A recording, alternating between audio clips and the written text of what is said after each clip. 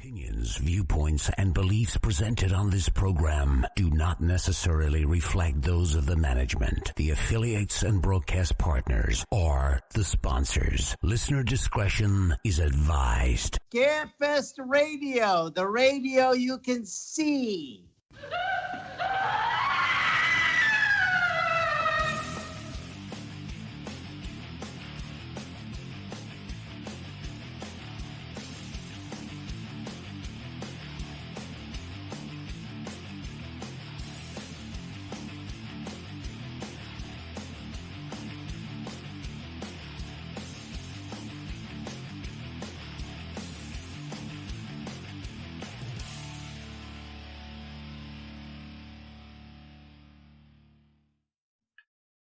And hello and good evening, everyone, and welcome to Scarefest Television. And yes, in honor of the weather, I'm wearing flannel tonight. Bite my buttocks. That's just how I feel about it. It's cold. It is cold as crap. It's going to be like, it may be hit single digits tonight. And I said, what can I do to honor the occasion? And yes, I wore flannel for the first time in Scarefest TV history. Now, tonight, we've got three celebrity announcements that we will drop at about the 30-minute mark. But in the meantime, what we're going to be doing tonight is, Brandon Griffith has, joined me for the evening. Adrian was scheduled to come on, but she had to bail at the last minute. So it's going to be me and Brandon, but Brandon is going to be talking to us. We're going to be discussing here's some of the finer points of what we're going to be talking about. We're going to be talking about our VIP party and the changes that we've arranged. We're going to be talking about what the actual Scarefest will look like as being a little different as far as when you walk in the building this year. We're going to be talking, and main thing, we're going to be talking about the directions we're trying to go celebrity-wise.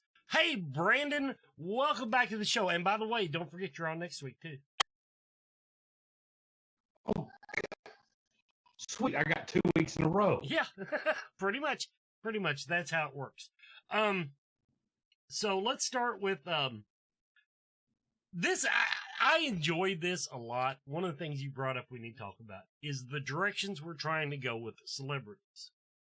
Now, we really do watch the Scarefest fan group and what patterns we see emerging as far as who you request. That being said, as Brandon mentioned before the show, there's some that we've went after and it's just not happening due to scheduling conflicts, etc., etc. Let's start there, Brandon. Now, one thing, okay, now people, if you're watching tonight, I hope that you're listening because now I have actually started declining celebrity requests that are using the banner from other conventions. It just pisses me off. If that's the best, if you can't just go and Google it and steal somebody's image like that, that's just there. I'm not advertising other cons unless they pay us. Now,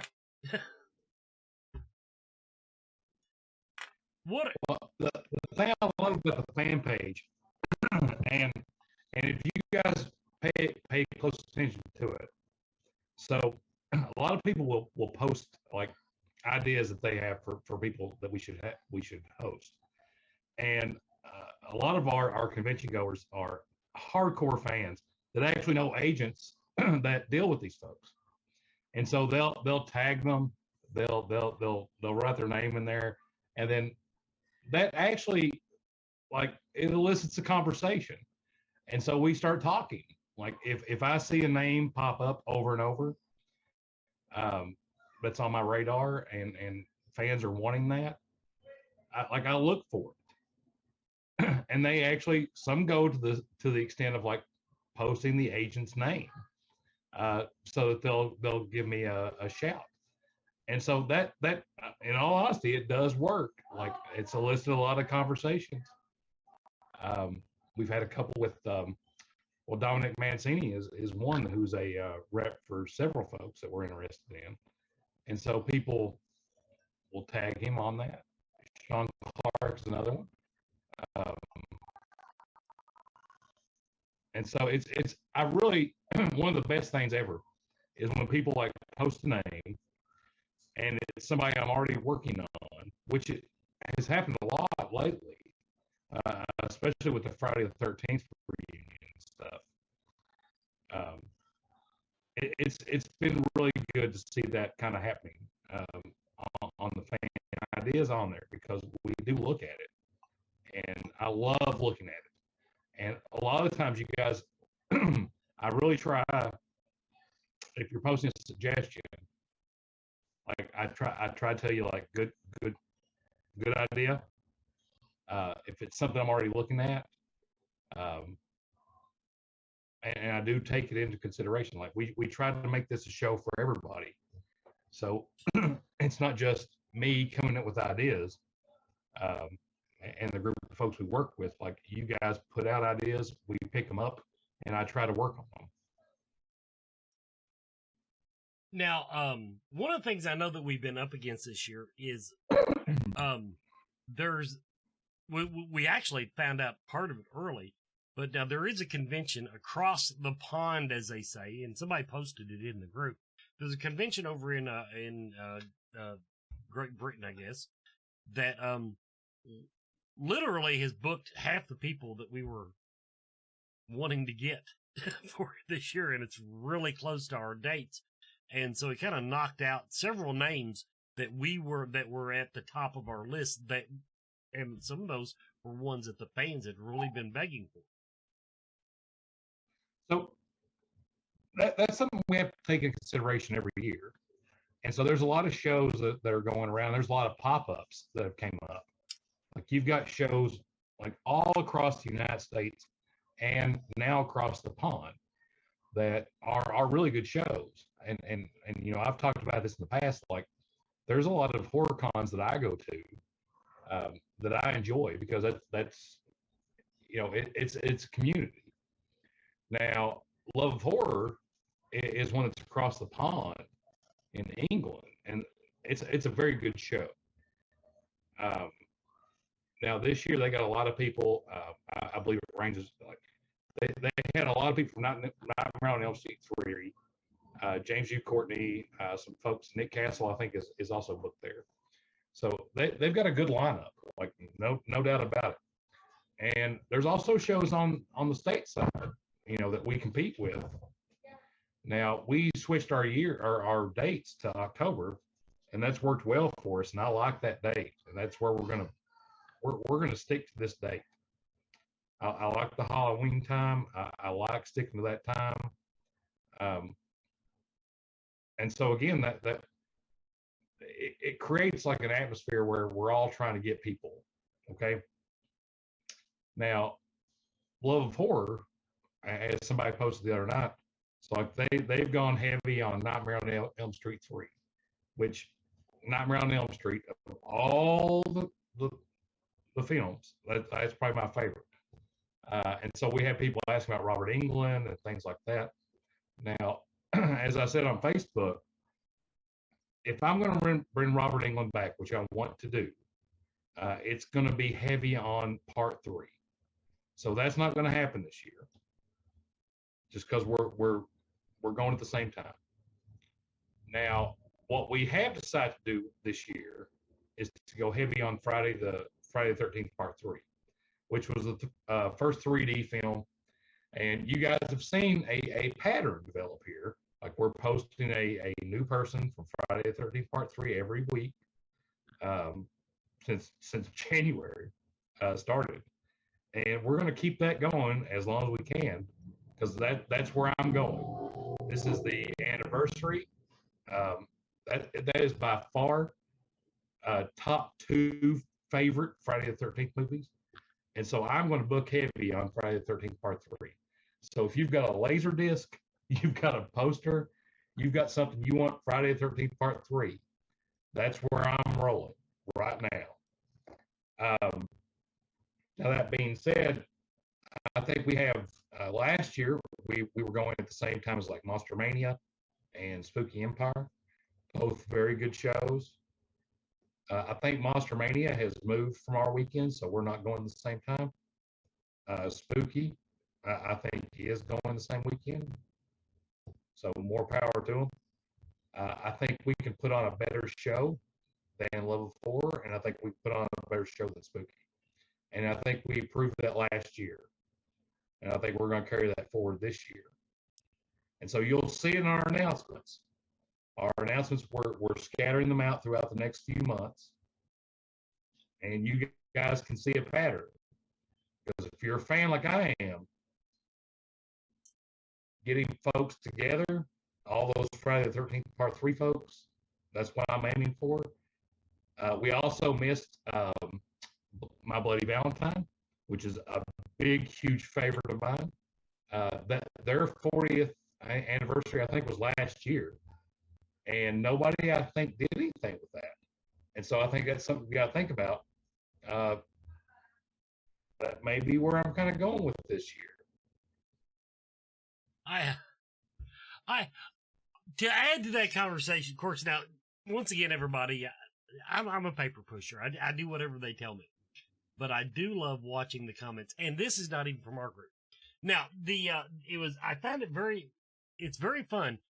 As soon as our con ends, we try to drop a name or two within the next 30 days.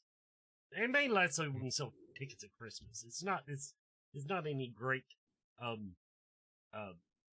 thing on our part. It's just, it's capitalism. But the thing is, people expect us to get our lineup out there. Just constantly. There are, things about who's coming, who's when people see me somewhere, that's, they'll ask that, and then they'll post in the group, and they want to know who's coming.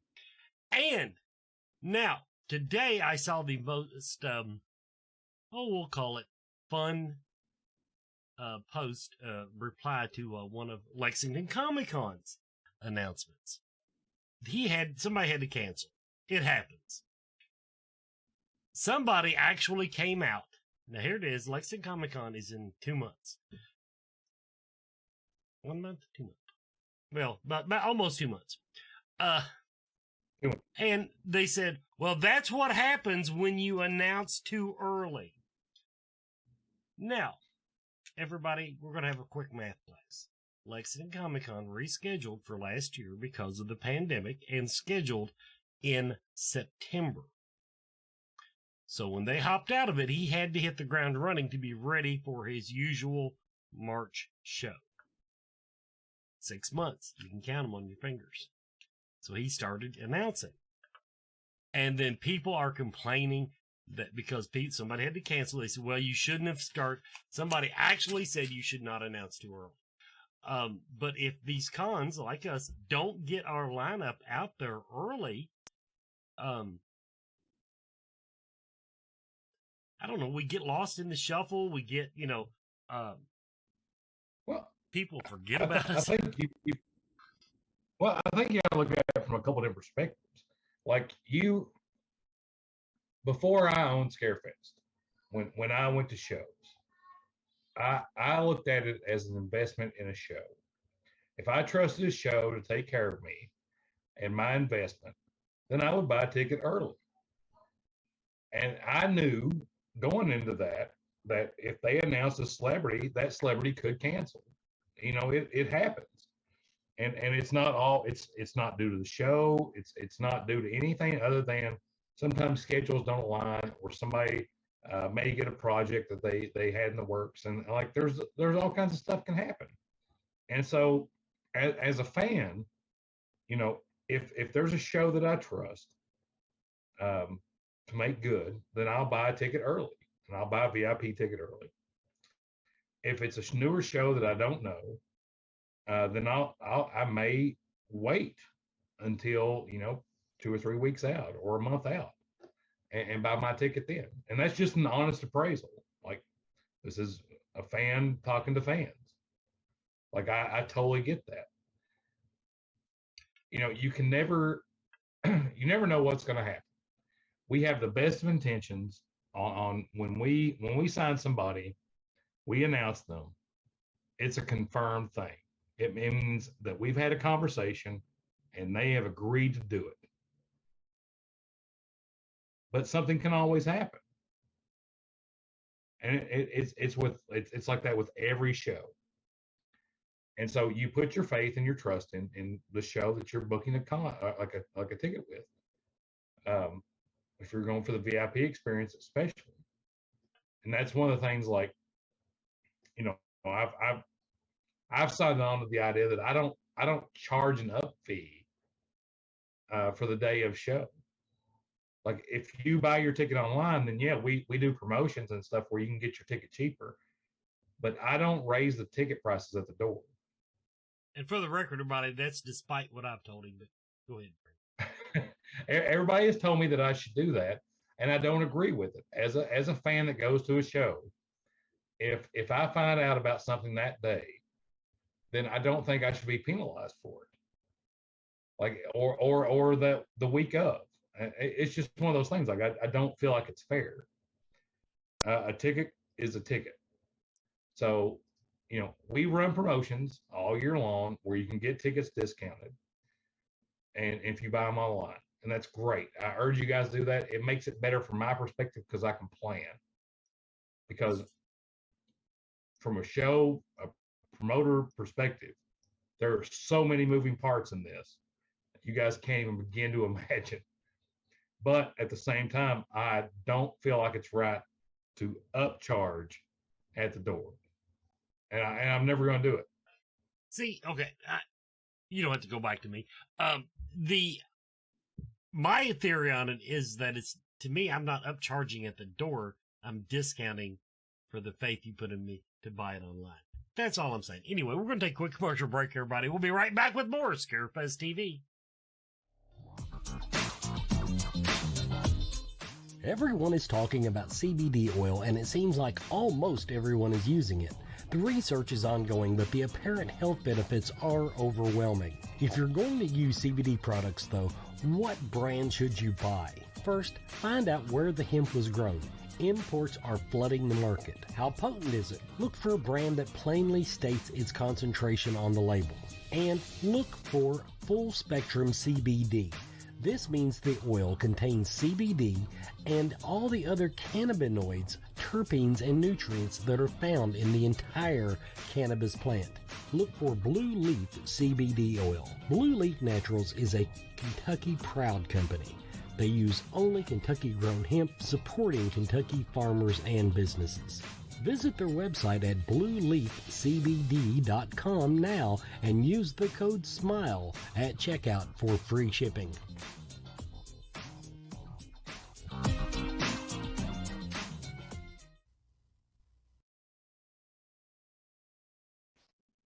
And welcome back, everybody, to Scarefest TV. Now, one thing on our lineup, plus, and this is an excuse for announcing early. Now, people brought up some really good things in the chat room. I mean, the celebrities like it because it shows that we've got faith in them, faith in the show, give them something to talk about. But now, last year, one thing, our lineup, Brandon, brought us a lot of attention, especially late in the game. It brought in people to Lexington that had never come to our con before. And they also, those people got to see how we put on a con. Because now we don't, let's face it, everybody, you in the chat room, you know, we don't do it like most other cons do. And now that's where we'll go to next. Brandon wanted to talk about what it's going to look like when you come in. The new, we've got one thing, Wes, like, okay.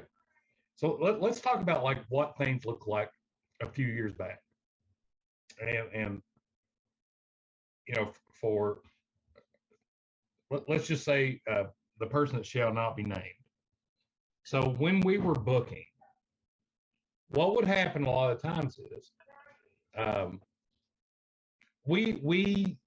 there was no selection process. It was like what people brought to the table, the person would book. And that's who came to Scarefest. And so I kind of said, you know, that's bullshit. I don't like the way that works. I'm a fan. I want to be able to walk in the door and meet people from a franchise at the same time that I'm not going to see everywhere else.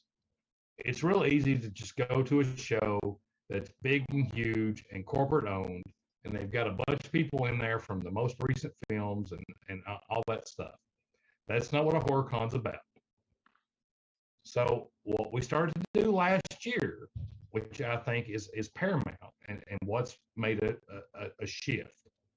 Well, actually, two things. One, we started listening to people. Our people that have invested in us by buying tickets and wanting to come, we started listening. And so we started booking people around that.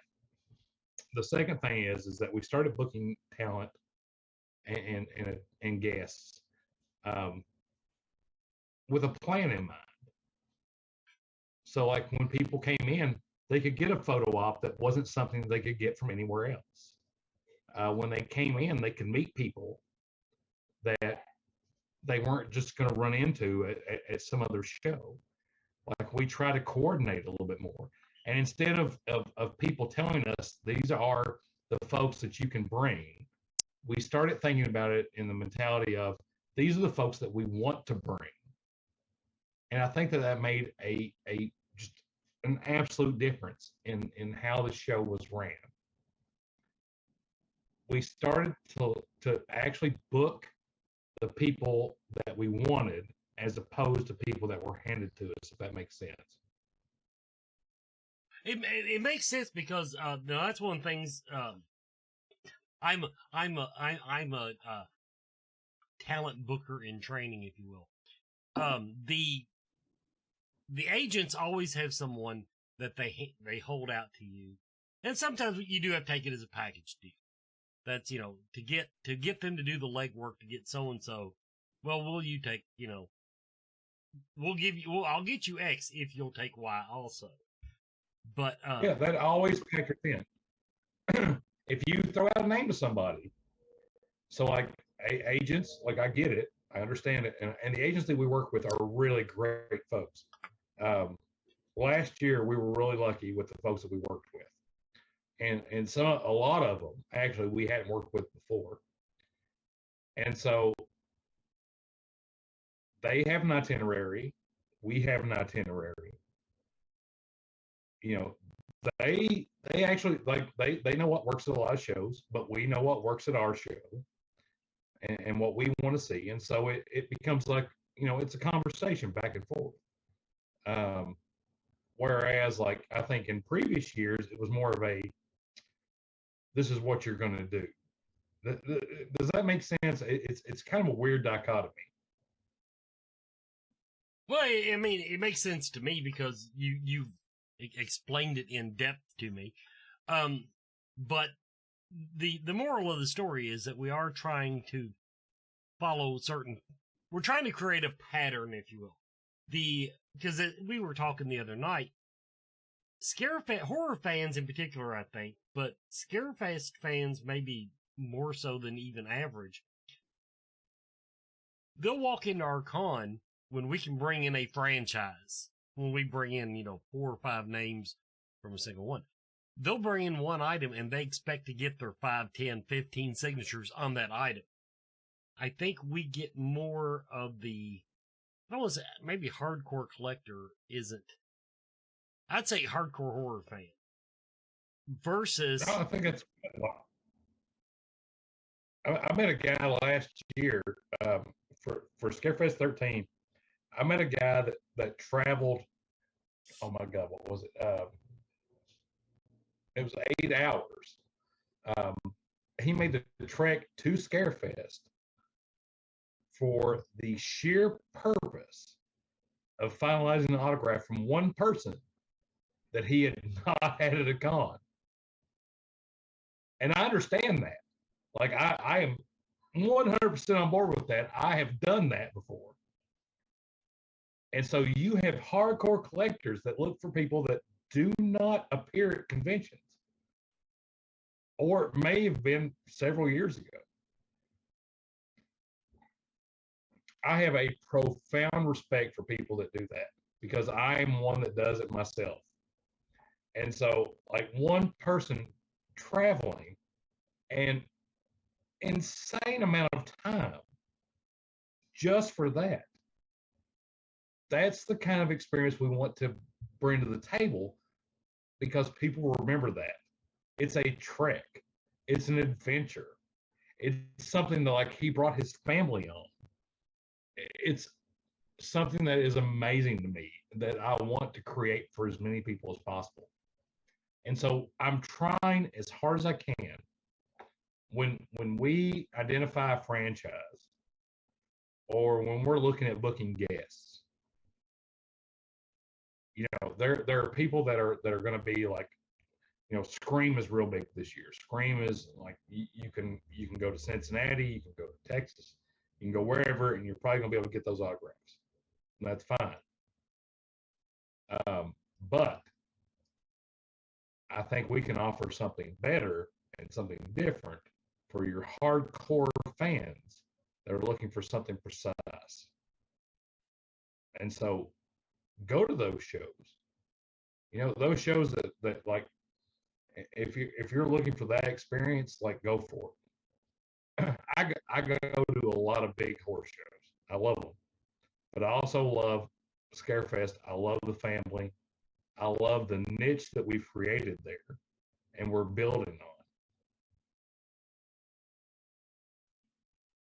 Now, the other thing is, which I think some other, I don't know if they're emulating us, or if it's just everybody thought it was a great idea, and just we pushed it harder than others. But now I don't see a lot of cons that sprinkle the floor with as much actual entertainment as we do. In other words, things that when you come in, on your way to get in line, we actually give you things to do. So Calypso and Frankie and those guys that work the line, and we talked about this at the post-mortem. Those guys that are working the line are phenomenal, and they are invited as long as they want to come. Now, what we have started focusing more on is the experience. So we got people through the door. We got them in there. You've got the vendors, which are phenomenal. You've got to have some entertainment. And so we had the Twirling Twins. We had all these things set up. And I think that made a difference for people. It made a difference for me. Like, it was awesome to walk down the middle hallway, like where we had the booth split, to walk down through there and see everybody at the Twirling Twins and watch them at their performances and have people engaged. It's not enough to just have a show where you've got a bunch of celebrities and you've got a bunch of vendors. You've got to have something to keep people engaged, and the entertainment aspect of it. And I think that's really what we've signed on for. So to have people like Mick Strawn talk about making movies and what it looks like, to have people like Zombtography that are coming in and doing makeup effects, to have people come in and do masks and all that kind of stuff, like that's really the direction we're going. That to keep people engaged from the time they get there to the time they leave. Not just celebrities and vendors, not just something that you can take a picture with, like things that you can engage in, things that will make you like be like, holy shit, this is great. Okay, everybody, we're going to take our second commercial break. We'll be right back in a few minutes. And to answer a quick question in the chat room, Deborah asked who canceled. Nobody has canceled with us yet, but there was another con we were talking about. So I just wanted to put that out there. We're good. We'll be right back.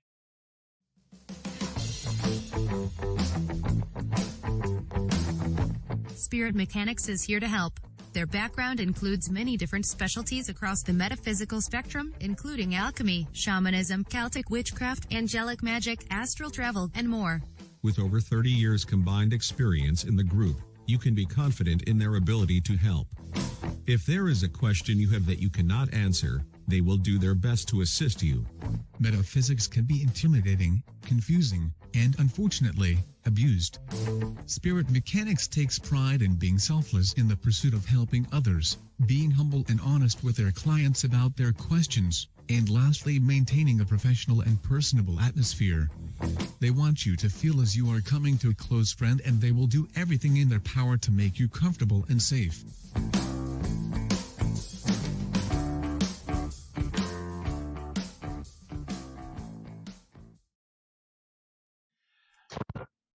And welcome back, everybody, to Scarefest TV. Nicole Griffith is trying to work on Brandon's lighting situation, FYI. So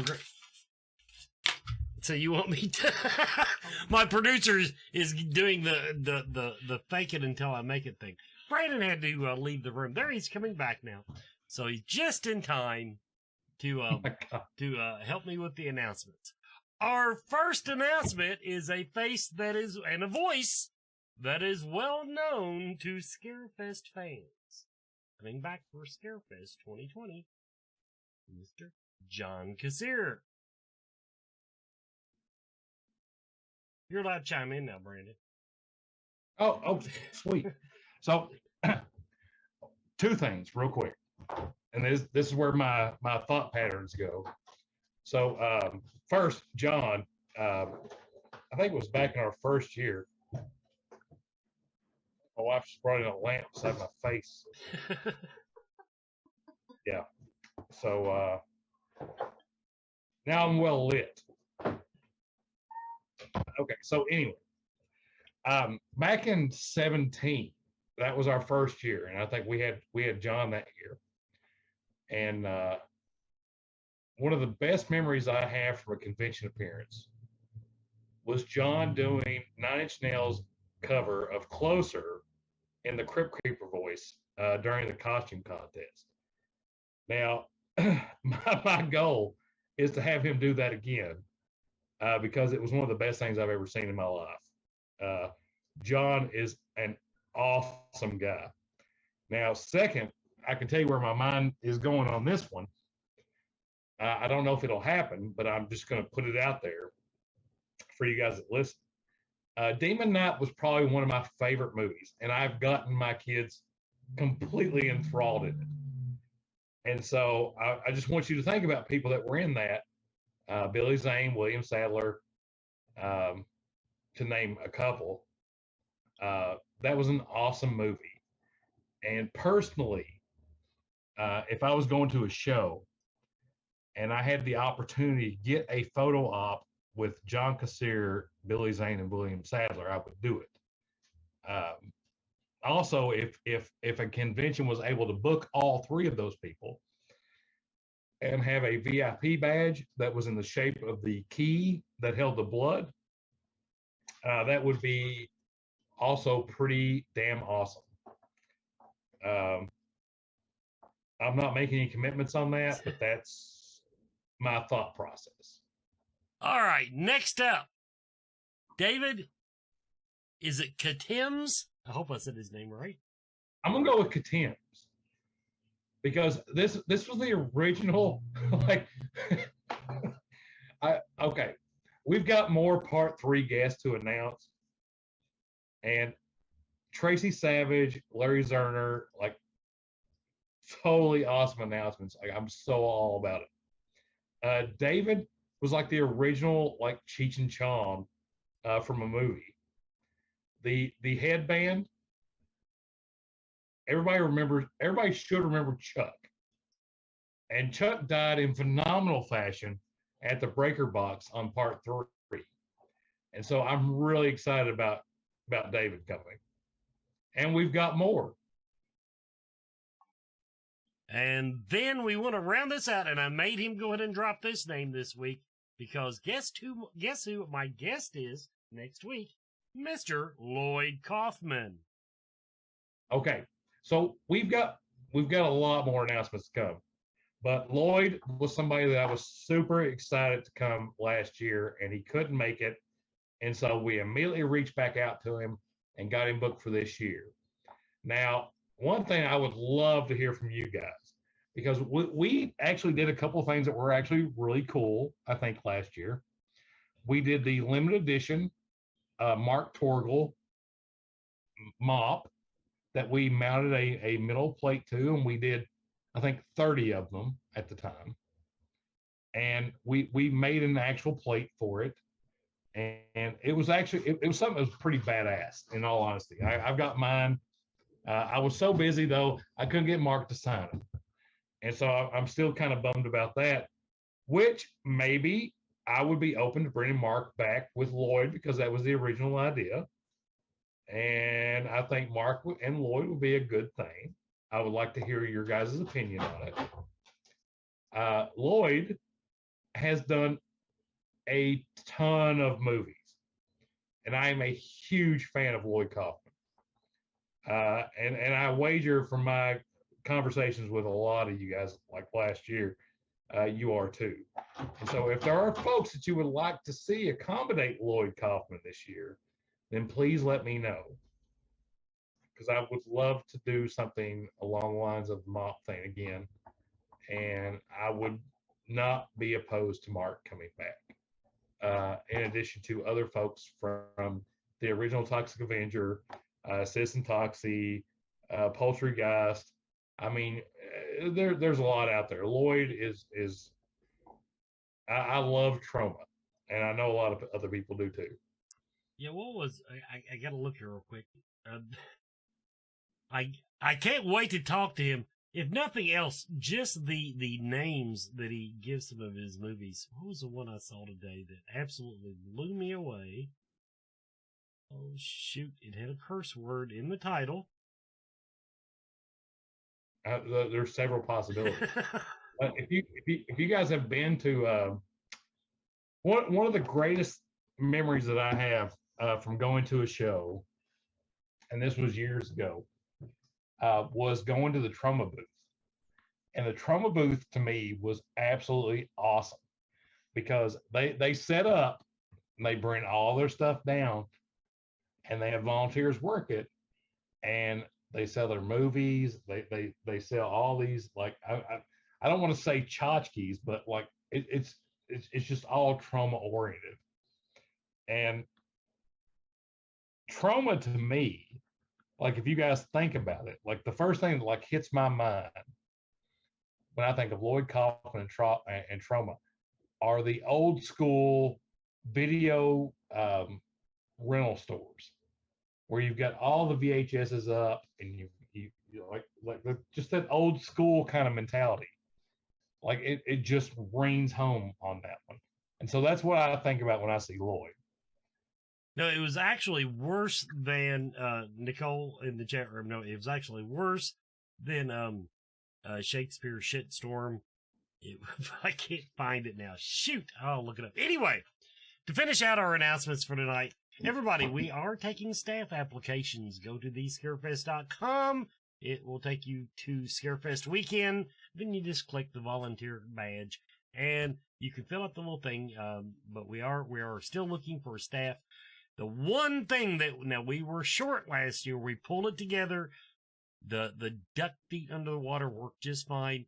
But I'm going to tell you, it'd be so much easier if we had a few more volunteers. So if you're interested in becoming part of the Scarefest, we are still looking for staff. And anything to add to that, Brandon? Yeah, a couple things, actually. Okay. All right. So the staff that we had last year, those guys, I was more blown away last year than I have been any other year. And last year was the first year that I actually got to like go on the floor of my own show and have fun. And we've all talked about that and what that, the backstory of all that. But we ran a show with 8,000, 9,000 people in attendance on a staff of like 200 folks. And those folks did a phenomenal job. I can't say enough about them. Now, we try to take as good care of our staff as we can. And so we always look for good folks to apply. Second, Wes said something about Scarefest weekend, so I want to talk about that a little bit because we have kind of rebranded a little bit, and the website's a little bit different. So I want to explain to everybody the weekend mentality here. We've had to call ourselves the Scarefest for like the past 5 years, and it is a major pain in the ass because we share a name, I guess, with somebody that adopted it later in life of a haunt, like an actual haunted house in Missouri, and so we have to put "the" in front of everything. Yeah, it's a major buzzkill, and everybody still thinks we're a haunted house because of it. Like I get it. So we decided to follow suit, and I'm not trying to copy, like I'm not trying to steal people's ideas, but we all, if you're a horror fan, then you know we've all kind of adopted the mindset of naming something a weekend. You've got Flashback Weekend, which is a great show in Chicago. If you've never gone, I would advise you to. Horror Hound Weekend, another great show, Cincinnati, never miss it. We have decided to go with Scarefest Weekend because everybody thinks we're a damn haunted house, and I'm shit poor tired of it. And we are a weekend experience, and I think it makes sense that we go that route. So if you see it pop up, don't be surprised or amazed or taken aback by it. We're just trying to get away from having to put "the" in front of everything and giving everybody an idea of actually what we're doing. That it is a full weekend of experience. It's not a haunted house. It is a convention experience.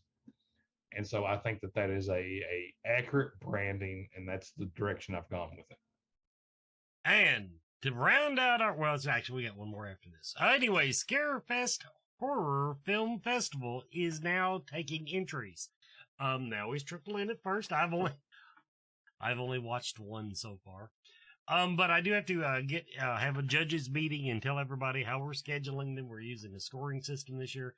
But to give you an idea of what kind of movies we get, the very first one I watched, I had a few minutes. I watched one, Brandon, that was like 2.5, 3 minutes long. Okay? You wonder what they can do in 2.5 or 3 minutes. I'm not saying they broke any new ground, but it was so neatly put together, and it brought my faith in the short horror film genres.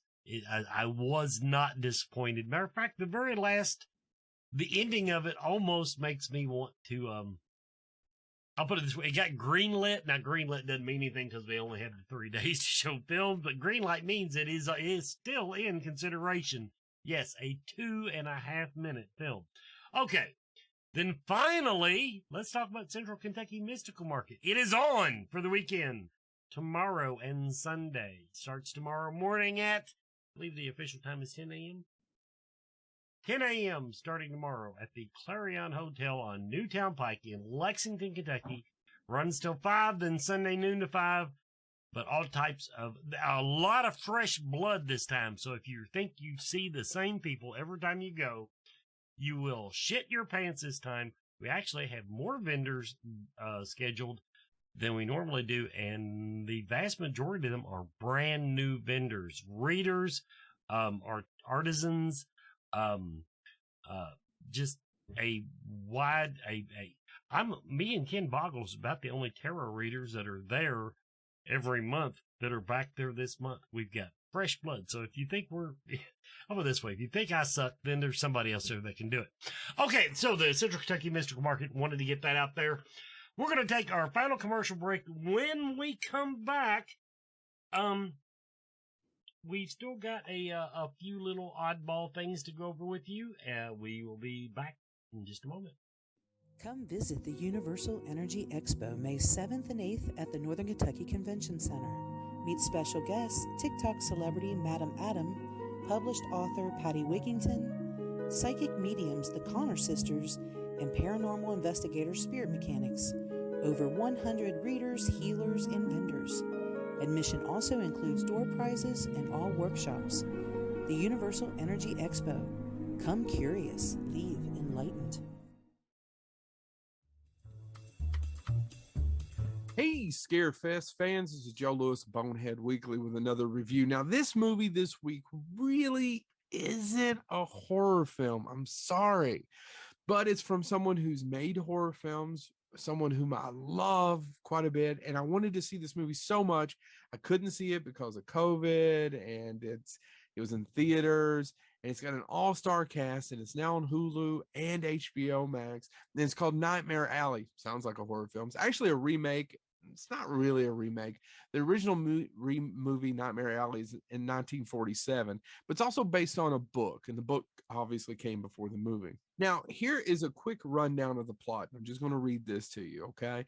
In 1940s New York, a down on his luck Stanton Carlisle endears himself to a clairvoyant intermentalist husband at a traveling carnival, and he becomes a carny. And we find out as the movie goes is this guy's not the greatest guy in the world. He's sneaky, he's conniving, but he's also down on his luck, like I said before, and he's trying to find his way through the world. Using his new knowledge, he falls in love with a girl. He doesn't really con her, but she goes along with the ride, and then he becomes a kind of a big to-do, you know? He's one of the golden ticket successes of doing mentalism in 1940s in a big city. Actually, it's Buffalo, New York. This cast is amazing. Bradley Cooper, Cate Blanchett, Toni Collette, Rooney Mara, Ron Perlman, Richard Jenkins, Willem Dafoe, Mary Steenburgen, David Strathairn, who's one of the best character actors, who's one of the best character actors of all time.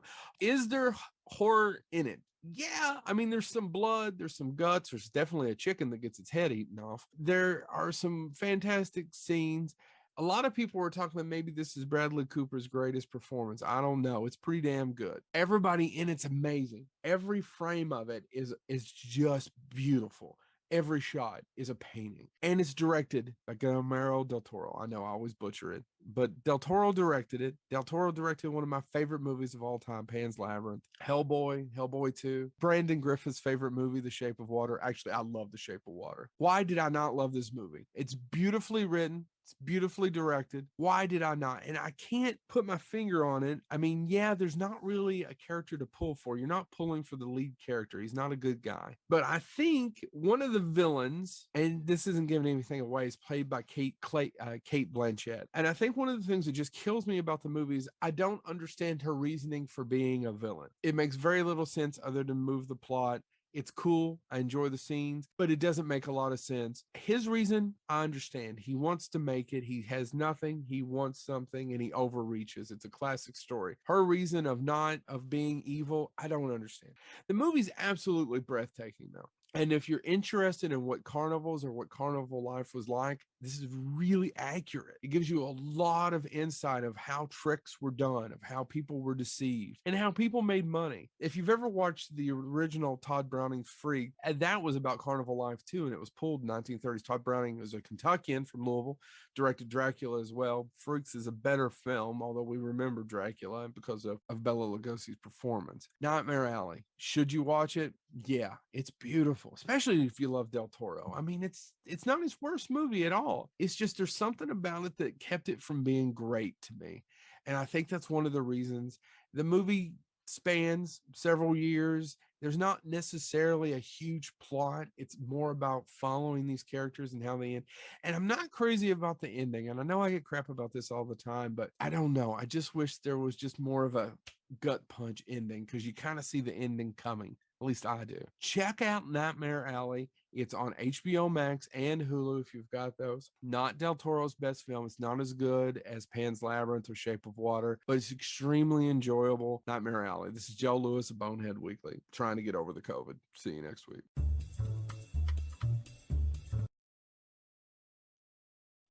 I didn't know Joe had COVID. Anyway, we're going to round out the show now. We've got some things to tell you about our Lex Live venue, and then Brandon still wants to throw some names out there that he's trying desperately to get or something like that.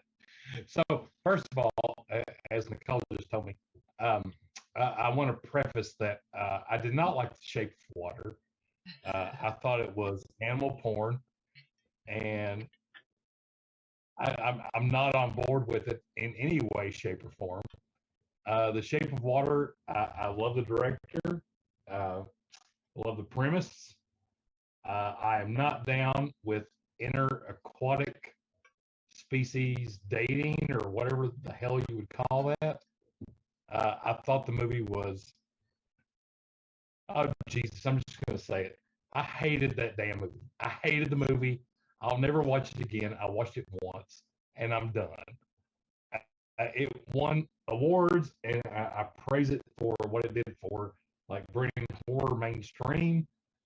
But my God, I just can't do it. I love Doug Jones. All more power to it. I just cannot get into it. I'm sorry, Joe. I love you. I love you rocking the deep V. I think it's good. I'm just gonna throw it out there. All right. So what I want to throw out to folks is, and what I want feedback on,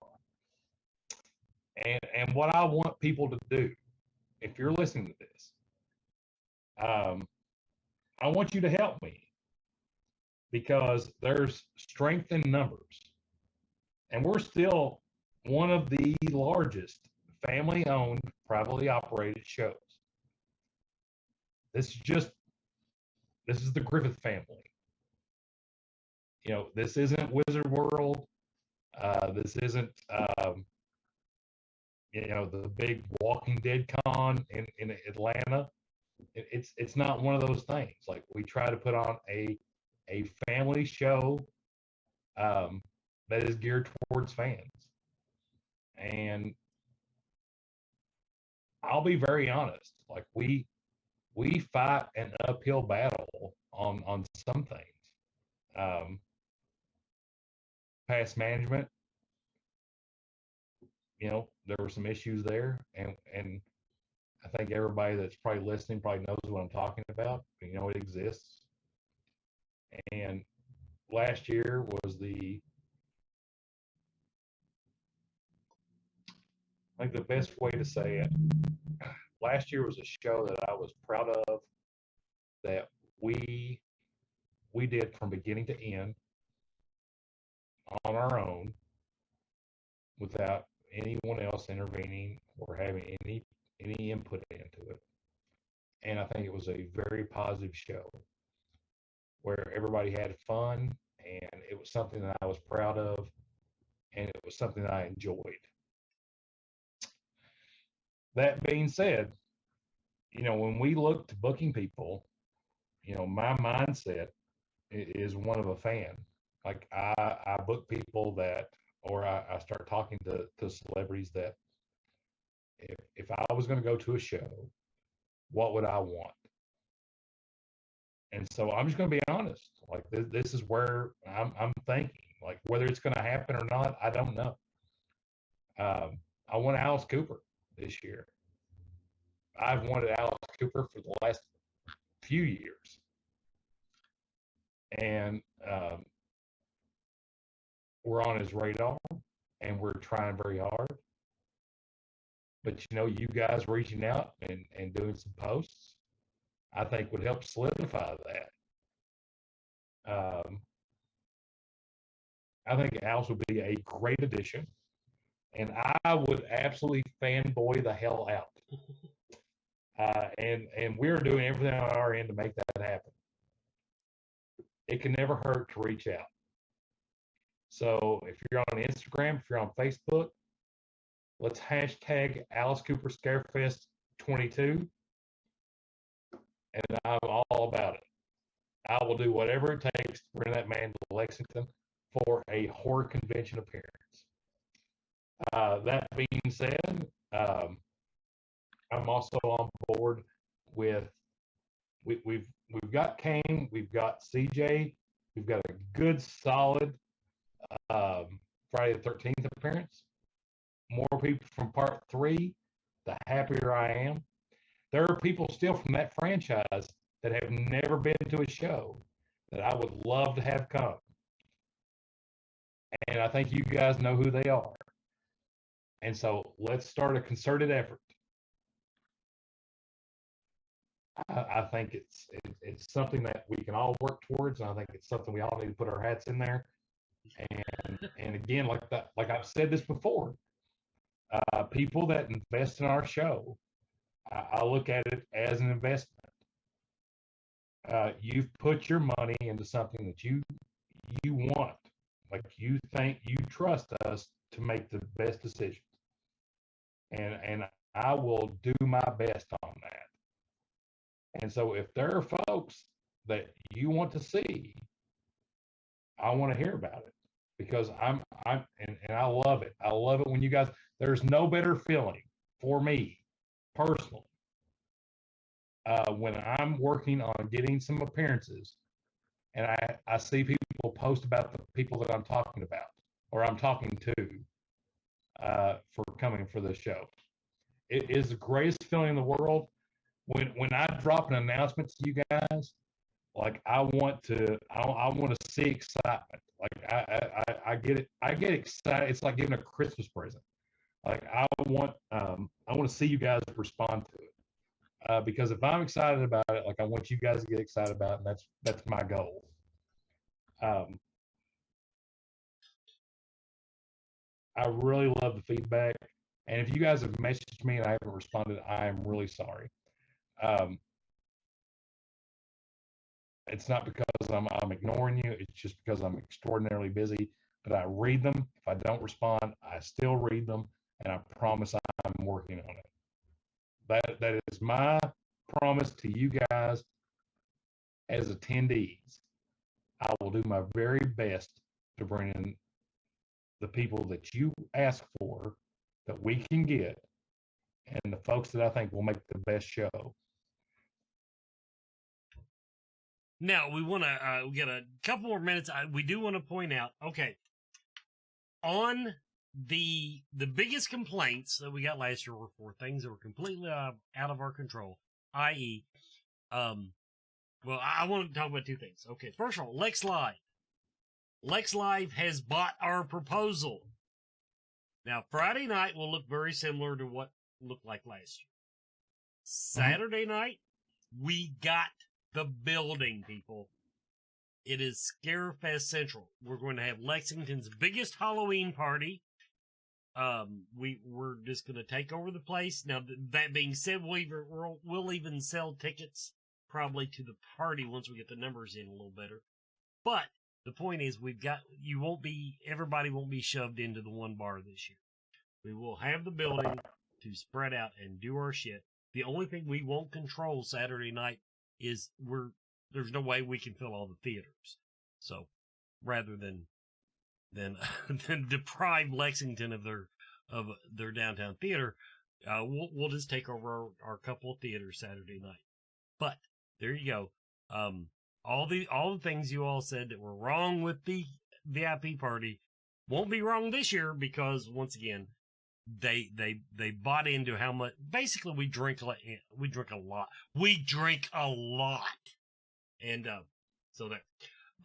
Now the other thing is, it's funny when you brought up Alice Cooper. I think it was Chad said that, hey, he can do a concert over in the new soccer stadium. First of all,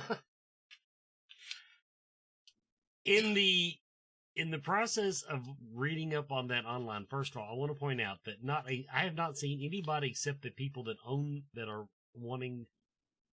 the soccer franchises. In other words, they want the Lexington to give them a soccer stadium. That's the only people I've seen that thought that was a good idea. And even the people that actually would like to see a sports complex, something, soccer, whatever, built over there, still say, if you're going to build it, you're going to have to do something other than create a parking nightmare. But the way they put it out there is that there's supposed to be the additional parking structures that are built. Oh, sorry. There's supposed to be additional parking structures that are built around that structure. So. Yeah, but okay. Now the layout they threw out there, Brandon, meant at best case scenario, to get to the convention center, you had to walk down a concrete corridor. In other words, it was going to be a quarter-mile hike from the nearest parking garage at that point. Well, no, not the one that they're okay.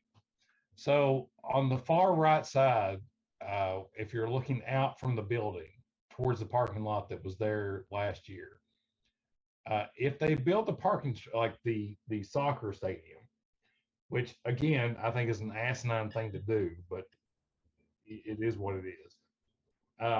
There's supposed to be a large parking structure that's built directly to the right, and then you have the parking structure that is behind Lex Live. Right.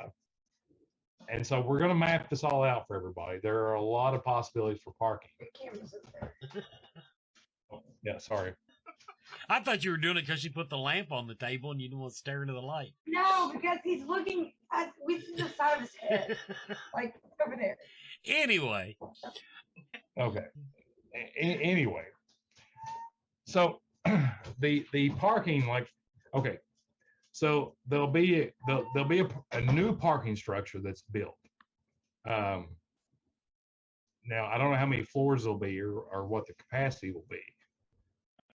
There'll still be some parking across the street, not as much as we're used to, but I think the entrance from Vine Street, which is on the Triangle Park side, that's supposed to be further developed. And then you have parking at all those structures that are downtown. So last year, what we did was we actually, I went in and did a map of every place that you could park and where it was at in relation to the convention center. Those parking structures, from what I understand, will increase. There'll be an additional one. But then you've got open parking that will be to the side of the building, where some of you guys may remember, like where the loading dock was. So some of that will open up. So the gist of it is that there will be parking. We will accurately map it for everybody, because the map that we did last year actually got a lot of good feedback on. Like I made it like the Where's Waldo of maps. In terms of like just laying it out exactly where everything was at. Like that would be the opposite of Where's Waldo. So I did the opposite of Where's Waldo. Like you can't miss it. Okay, so anyway, but yeah, I've not seen a lot of excitement in the general community for the soccer stadium proposal. No, because it's Kentucky and nobody's excited about soccer. Well, I mean, yeah, there's that. But anyway, so parking is being addressed.